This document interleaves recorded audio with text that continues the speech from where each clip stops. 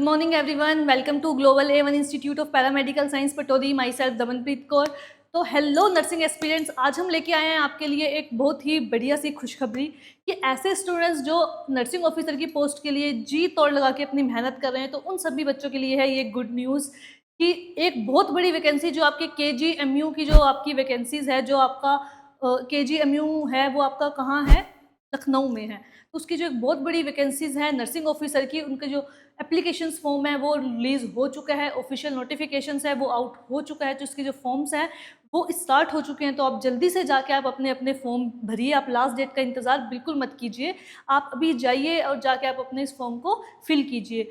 तो हम बात करेंगे इसकी एलिजिबिलिटी क्राइटेरिया की कि बहुत सारे ऐसे स्टूडेंट्स हैं जो नर्सिंग ऑफिसर की पोस्ट के लिए जो तैयारी कर रहे हैं, तो उनका इंतज़ार अब खत्म होता है. तो अब बहुत ही कम टाइम है, आप इसके लिए तैयारी कर सकते हो. इसके एप्लीकेशन फॉर्म निकलने स्टार्ट हो गए हैं, तो एग्ज़ाम से बहुत जल्दी ही आपको देखने को मिलेगा. तो हम बात करेंगे कि आपके कैसे क्वेश्चंस आएंगे, कैसा उनका पैटर्न्स आएगा, आपकी फॉर्म डेट है, लास्ट फॉर्म डेट आपको क्या मिलेगी, आपका एलिजिबिलिटी क्राइटेरिया क्या है कि इस फॉर्म को कौन कौन से ऐसे स्टूडेंट्स हैं कौन भर सकते हैं, उनकी क्वालिफिकेशन क्या होगी, एज क्राइटेरिया, इन सब के बारे में हम वन बाय वन करके हम बात करेंगे. जैसा कि आप स्क्रीन में देख सकते हैं, KGMU लखनऊ में जो वैकेंसीज है वो आपकी आउट हो चुकी है. तो फ्रेंड, जैसे कि आप स्क्रीन में देख सकते हैं, नर्सिंग ऑफिसर लेवल 7 की जो आपकी वैकेंसीज़ है वो आपकी रिलीज़ हो चुकी है. अगर हम इसमें पोस्ट की बात करें कैटेगरी वाइज, तो OBC की जो पोस्ट है वो आपकी 164 है और आपकी जो SC की जो पोस्ट है वो आपकी 126. और अगर ST की पोस्ट हम देखें तो आपकी 12 इन नंबर्स. जर्नल UR आपकी होगी 264. EWS की 60 पोस्ट्स आपको देखने को मिलेगी. अगर टोटल पोस्ट की बात करें तो 626 जो आपकी KGMU में नर्सिंग ऑफिसर की जो पोस्ट हैं वो आपकी रिलीज़ हो चुकी हैं.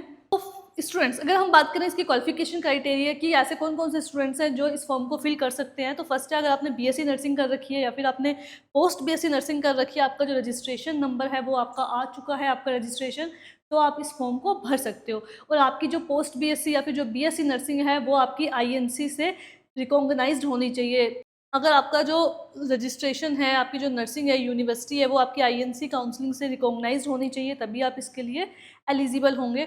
नेक्स्ट बात करें, अगर आपने GNM नर्सिंग कर रखी है तो उसके बाद आपको 2 ईयर्स का एक्सपीरियंस आपको असेंशियल है. मिनिमम 50 बेडेड का 2 ईयर्स का एक्सपीरियंस आपके पास होना चाहिए, तभी आप इस एप्लीकेशन फॉर्म को फिल कर सकते हो. स्टूडेंट्स, अगर हम बात करें इनके एप्लीकेशन फॉर्म फीस की कि एप्लीकेशन फॉर्म को फिल करने के लिए आपको क्या अमाउंट देना पड़ेगा, तो अगर हम बात करें आपके जनरल OBC और EWS कैटेगरी की, तो आपकी 2360 रुपये आपकी एप्लीकेशन फ़ीस होगी.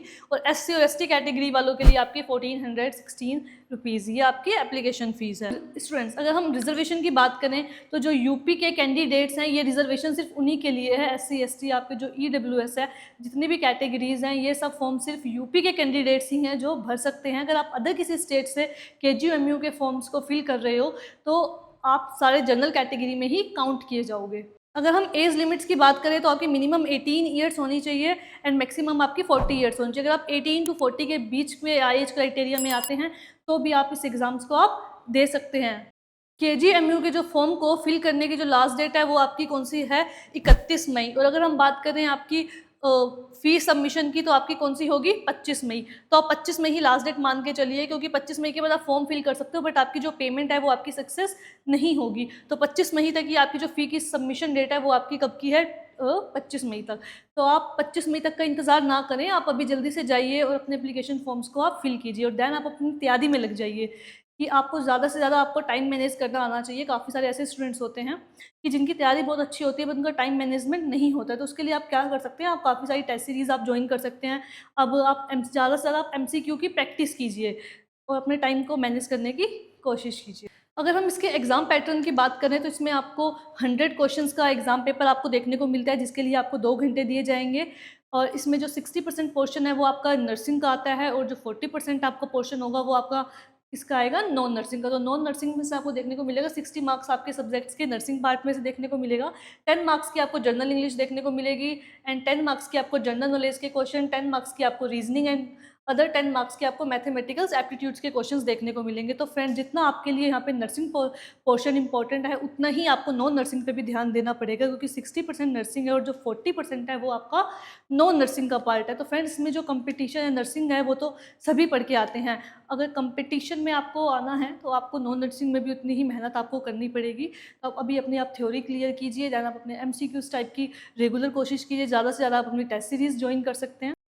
तो फ्रेंड्स, अगर हम बात करें, इसमें आपका CRT एक कॉमन रिक्रूटमेंट टेस्ट होता है, जिस बेस पे आपकी मेरिट लिस्ट निकलती है और आपका जो है पोस्टिंग होगी आपकी। इसमें अगर हम बात करेंगे क्वालिफिकेशन क्राइटेरिया की, तो अगर आप जर्नल से हैं, EWS से हैं, या फिर आप OBC के कैंडिडेट हैं, तो आपको 50% अबव मार्क्स चाहिए होंगे इस एग्ज़ाम्स को क्वालिफाई करने के लिए, और 45% चाहिए SC एंड ST के जो कैंडिडेट्स होंगे उनको 45% मार्क्स चाहिए 100 में से एग्ज़ाम्स को क्वालिफाई करने के लिए।